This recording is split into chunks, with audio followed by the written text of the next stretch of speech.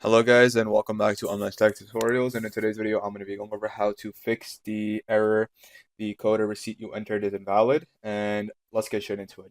So the first method to fix this issue is you want to go ahead and contact support on the Call of Duty Black Ops 6 website or just the Call of Duty website itself. Go ahead and contact support. They might ask you for the receipt itself, like the code for it. Just go ahead and give it to them and then tell them what the issue is. And then after like 24 hours, you might be able to go back into your account and see the reward. The second method you guys can try doing is don't use all of your codes at once. If you have multiple codes, I recommend just using one, because a lot of times, people use all, like, let's just say 4 or 5 of the codes. A few days later, they like kind of wasted all of them because they all got the same reward. So I recommend just using one reward at a time or one code at a time. And another thing you guys can do is once you use the code and you don't see it, go ahead and just restart your PC and restart your game as well. Once you do that and you turn it back on, there's a very high chance that you might already have the calling card in your locker or whatever. You already like have it.